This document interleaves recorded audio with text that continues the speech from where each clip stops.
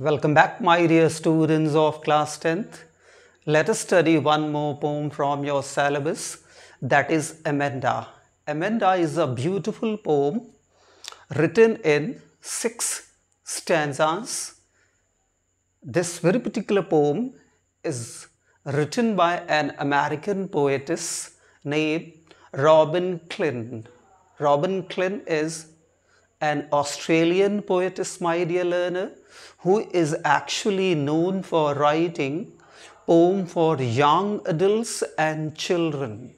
In this very particular poem, she is actually talking about the innocence of her childhood and also talking about those complications and problems and actually difficulties a young child faces while growing in age and maturity.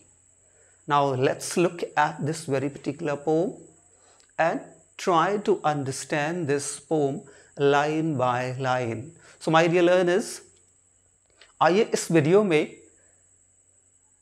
Dear students of class 10th, इस video में आपके syllabus की एक pome जिसका नाम है Amanda, इसको हम स्टडी करते हैं लाइन बाय लाइन।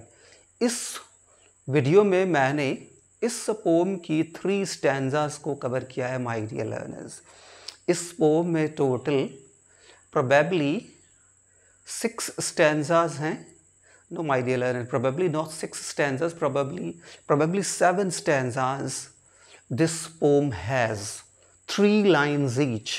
इस स्टैंजा में मैंने पोम की पहली 3 स्टैंजास यानी कि 9 लाइन्स को कवर किया है। आइए देखते हैं इस 9 लाइन्स में जो हमारी पोएटिस हैं, जो एक ऑस्ट्रेलियन पोएटिस हैं जिनका नाम है रॉबिन क्लिन, जो एक्चुअली 1936 में बॉर्न हुई थी और she is alive even today, आज भी वो अलाइव हैं। वो एक्चुअली बच्चों के लिए और यंग अडल्ट्स के लिए पोम्स और स्टोरीज़ लिखने के लिए जानी जाती हैं।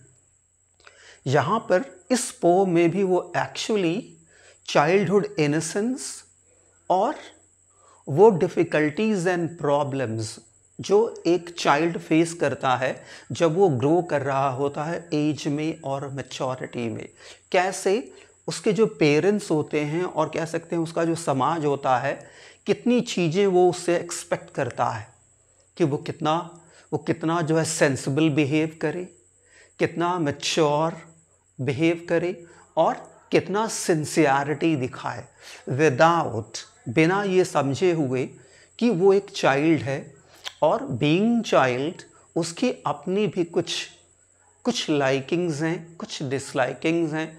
वो भी चाहता है कि अपनी लाइफ को वो कैसे क्या करे, लीड करे। वो चाहता है कि अपनी चाइल्डहुड को भी वो क्या करे, एंजॉय करे। वो नहीं चाहता कि इतना ज़्यादा इंटरप्शन, इतना ज़्यादा उसे इंटरप्ट किया जाए, उतना ज़्यादा उसे टोका जाए, रोका जाए, बार बार उसे नैग किया जाए। जो इस पोम की प्रोटैगनिस्ट यानी central character, that is a young girl Amanda, who is probably 10, 12 और 13 years old गर्ल, वो एक्चुअली किस तरह से रिएक्ट करती है। ये पोम वही दिखा रही है कि how does this young girl who is growing in age and maturity reacts. How does this young girl who is growing in age and maturity react after being bombarded with so many instructions and so many questions by her own probably mother, who all the time is seen instructing her for doing this, for doing that, not to do this way, not to do that way, do this way, do that way, without ever understanding about the feelings of this young child. She never tries to understand what does her actually growing child, growing daughter want. She never cares about that. Now let's look at the first 3 stanzas of the poem and try to understand it. तो आइए इस pome की पहले 3 stanzas को देखते हैं और इसको समझने की कोशिश करते हैं my dear learners. Don't bite your nails Amanda. उसकी माँ कहती है शायद, क्या कहती है? Don't bite your nails Amanda. Amanda, अपने जो है नाखूनों को दांत से मत काटो। Don't hunch. हंच का मतलब होता है my dear learners bend, BEND। Bend means झुकाना। कह रही कि क्या? Don't hunch your shoulders Amanda. कह रही एमेंडा अपने कंधों को मत झुकाओ। फिर stop that slouching and sit up straight Amanda.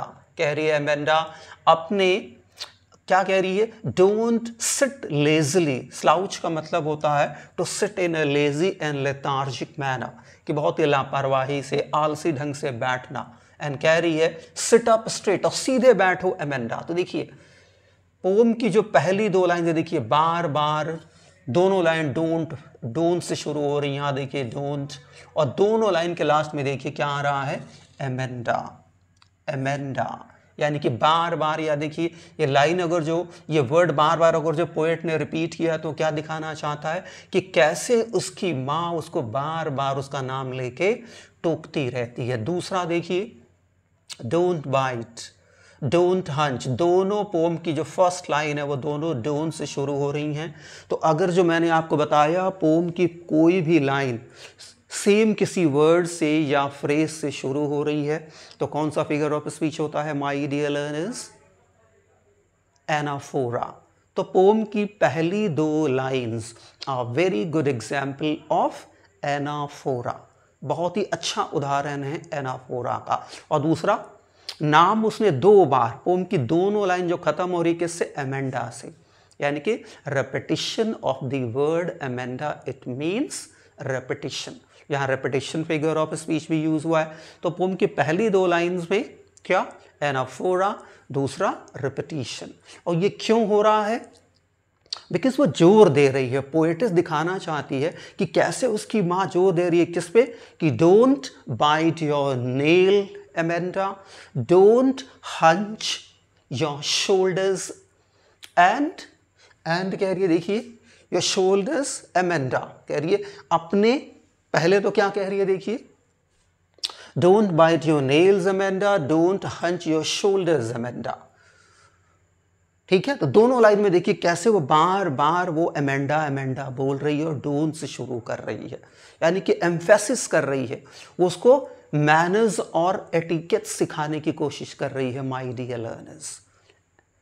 वो सिखाना चाह रही है कि ये किस तरह से ग्रो हो। Grow in etiquettes means grow in manners, grow in understanding, understanding in how to behave, how to sit, how to walk, how to talk, without ever trying to understand what does actually her daughter want.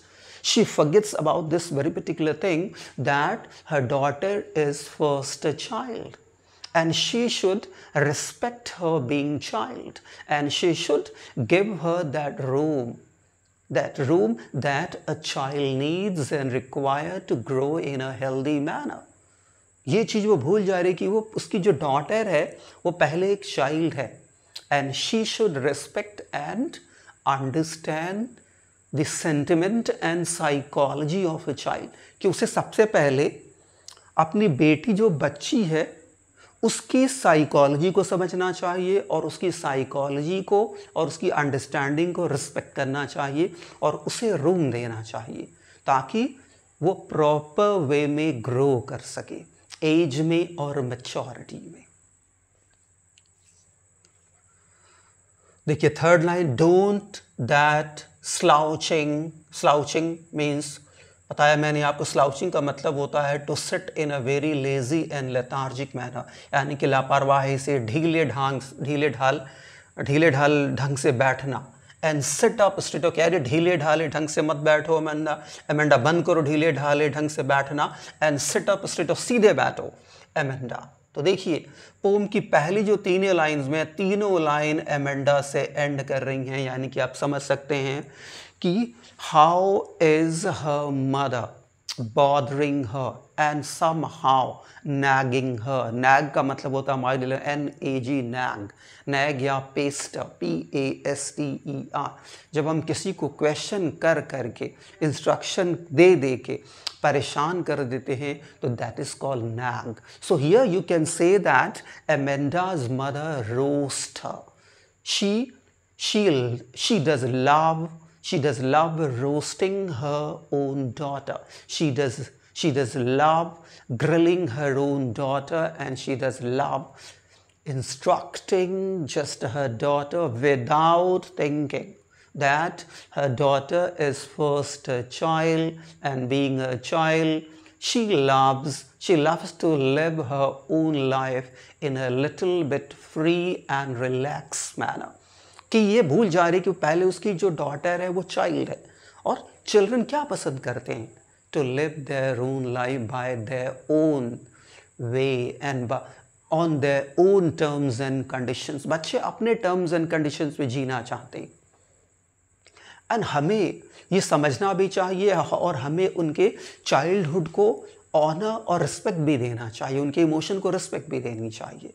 लेकिन unfortunately ये जो mother है इस pome में, ये जो parent है इस पोम में, शायद वो इस बात को नहीं समझती है माय डियर लर्नर्स। आइए पोम की अगले देखिए, पोम का जो अगला स्टैंजा है यहाँ से देखिए, फर्स्ट, सेकेंड एंड थर्ड।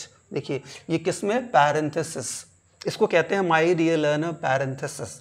इसको किस में रखा हुआ है, इसको आप देख सकते हैं तो इसको ब्रैकेट में रखा हुआ है। ये ब्रैकेट में क्यों रखा है, पैरेंथेसिस क्या करता है, parenthesis is added to a sentence only to make a remark. Parenthesis जो ऐड किया जाता है किसी पोम में या किसी लाइन में, तो सिर्फ और सिर्फ रिमार्क ऐड करने के लिए। यहाँ ये पैरेंथेसिस क्या दिखा रहा है, how does this young girl of may be 10, may be 12, may be more than 12 or 13 react to the nagging, react to the instructions of her mother। ये बच्ची कैसे रिएक्ट करती, ये पैरेंथेसिस दिखा रहा है इसमें, इसलिए पैरेंथेसिस यहाँ डाला गया। ये पैरेंथेसिस रिएक्ट, इसके रिएक्शन को दिखा रहा है। How does this girl react to the nagging and instructions, non-stop nagging and instruction of her own mother। क्या कह रही देखिए, there is a languid means very relaxed, बहुत ही आराम से, languid relaxed, emerald actually my dear learner मतलब होता है, emerald का मतलब होता है a green color costly stone, एक हरे रंग का महंगा पत्थर। सी where the soul means single, only one, केवल एक। inhabitant का मतलब होता है माय डियर लर्नर रेजिडेंट, निवासी। इज मी, मैं हूँ। A mermaid my dear learner MERMAID, mermaid का मतलब एक्चुअली होता है माय डियर लर्नर एक जो है इमेजिनरी सी क्रीचर विद एक इमेजिनरी ये सी क्रीचर होता है हुज बॉडी जो है, whose half body is of a fish and half body is of a woman, जिसकी आधी शरीर फिश की होती है और आधी शरीर जो है किसकी होती है, प्रोबेबली जो है वुमन की होती है। ड्रिफ्टिंग का मतलब होता है carried, blissfully means very happily. कि जो यहाँ इस पोम में दिखा रहा है कि ये जो पैरेंथेसिस है वो दिखा रहा है कि ये जो गर्ल है यंग, ये एमेंडा है, व्हाट डज शी वांट, वो कैसे रहना चाहती है। यहाँ वो इस पैरेंथेसिस में वो क्या कर रही है, she imagines herself to be a mermaid, to be an imaginary sea creature living in a very relaxed manner in the sea with no one else save her। वो इमेजिन कर रही है कि वो अकेले, कि वो इमेजिन कर रही है कि वो एक मर्मेड है एक जलपरी है और वो अकेले एक सी में रह रही है, जिस सी में और कोई नहीं, सिर्फ सिवाय उसके।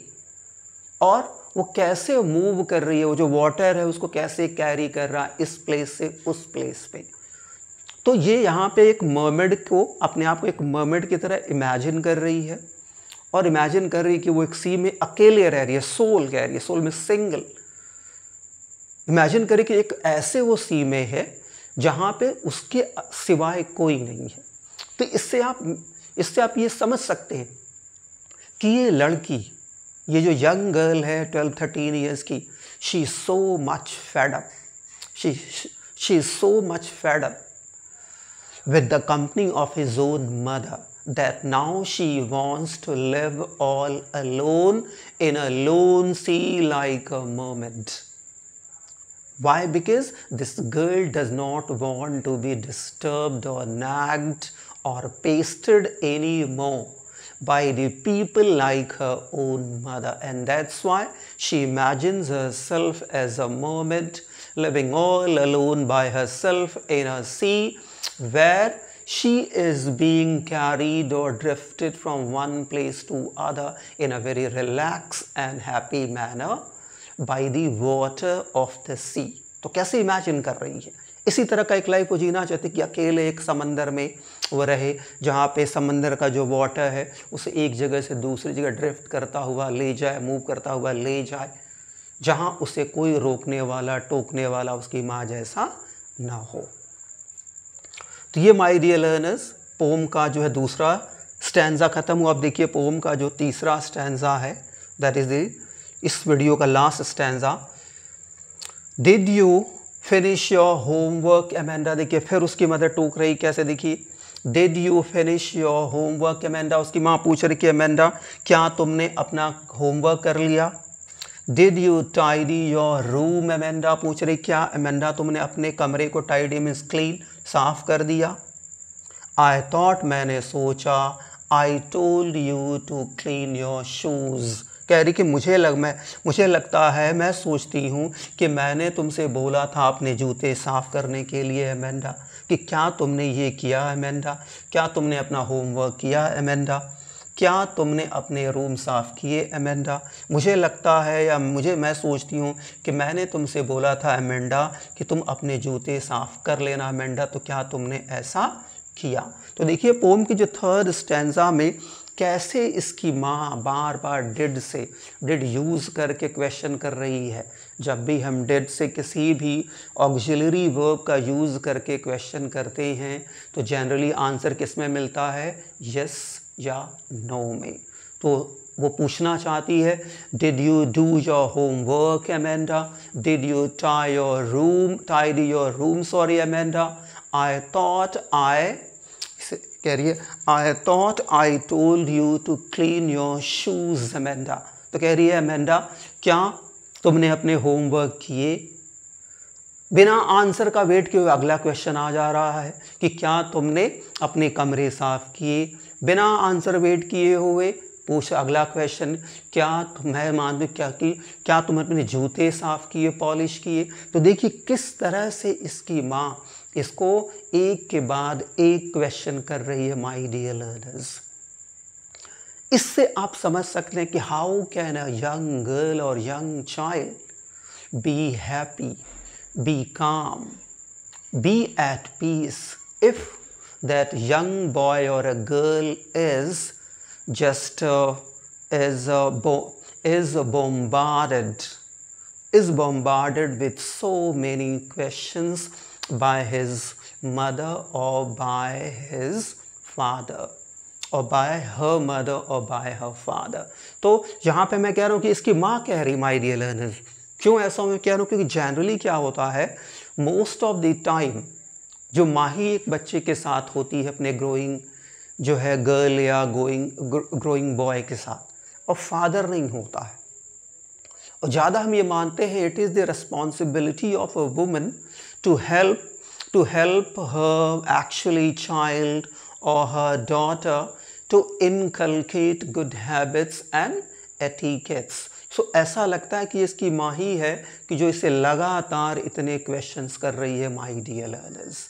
सो my dear learners, I hope ये आपको पोम की तीनों स्टैंजास क्लियर हैं। एक बार हम लोग सेकेंड और थर्ड स्टैंजा में जो फिगर ऑफ स्पीच यूज़ हो रहा है उसको भी देख लें माय डियर लर्नर्स। देखिए यहाँ पर क्या कह रहा है, इसका तो मैंने आपको बता दिया कि यहाँ डोंट डोंट दोनों जो है लाइन डोंट से शुरू यानी कि एनाफोरा यूज़ हो रहा है। फिर देखिए आप यहाँ पर स्लाउचिंग, यहाँ देखिए स्लाउचिंग एस से शुरू, सिट यस से शुरू, स्ट्रेट यस से शुरू, यानी कि पोम की जो थर्ड लाइन है उसमें 3 वर्ड्स एस से शुरू हो रहे हैं, यानी कि repetition of the same sound at the beginning of 3 consecutive words, it means alliteration. तो यहाँ पे एलिटरेशन शुरू हुआ है माय डियर लर्नर्स। देखिए पोम की पहली लाइन भी एमेंडा से एंड हो रही, दूसरी लाइन भी एमेंडा से हो रही, तीसरी लाइन भी एमेंडा से हो रही, इनकी बार बार एमेंडा वर्ड को क्या किया है, रिपीट किया गया है, यानी कि रेपिटिशन भी यूज़ किया गया है। फिर देखिए there is a language emerald sea, फिर where the sole inhabitant is mine, a mermaid drifting blissfully। यहाँ देखिए पोम में यहाँ पे देखिए एल्यूजन यूज़ किया जा रहा है माय डियर। एल्यूजन का मतलब होता है ALLUSION। एल्यूजन का मतलब होता है कि जब हम इनडायरेक्टली किसी ऑब्जेक्ट का, किसी चीज़ का रेफरेंस देते हैं हम अपने वर्क में, अपने बातचीत के दौरान। जैसे मान लीजिए मैं कोई बातचीत कर रहा हूँ आपको, और बातचीत करने के दौरान मैं किसी का रेफरेंस दूँ, जैसे मैं सचिन तेंदुलकर का नाम ले लूँ, या मान लीजिए मैं शेक्सपियर का नाम ले रहा हूँ, शेक्सपियर को वहाँ पे ला रहा हूँ, तो इसे क्या कहेंगे, इसे हम कहेंगे एल्यूजन। तो यहाँ देखिए यहाँ पे वो मर्मेड की बात कर रहा है, जो एक इमेजिनरी सी क्रीचर है, उसको यहाँ वो रेफ़र कर रहा है, यानी कि एमेंडा इमेजिन कर रही है कि काश वो ये हो जाती। तो यानी कि यहाँ पे रेफरेंस दिया जा रहा है एक मर्मेड का, एक सी क्रीचर का, तो दैट इज़ एल्यूजन। तो यहाँ एल्यूजन यूज़ है। अब इस पर देखिए डिड यू फिनिश, यहाँ देखिए यू या दोनों किससे शुरू हुआ, यू से, यानी कि एलिटरेशन। फिर आया माय डियर लर्नर, यहाँ पे भी देखिए ये भी जो है सेंटेंस डिड से शुरू, ये भी सेंटेंस डिड से शुरू। सो अगेन कौन सा figure of speech, this is anaphora. अब यहाँ देखिए आई थॉट, आई यहाँ पे देखिए आई को यहाँ पे देखिए रिपीट किया जा रहा है, यानी कि फिर repetition my dear learner.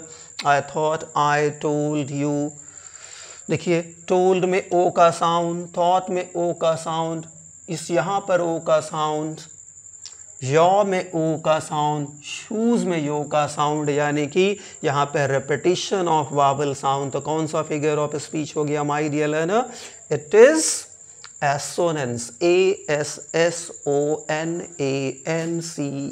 assonance।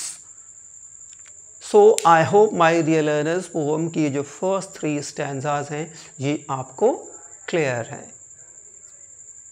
अगर जो आपको पोम की कोई लाइन क्लियर नहीं है my dear learners, you can straightway comment in the comment box below. I'll definitely try my best to address your doubt or address your complication. Thanks for my dear learners, and that's it in this video.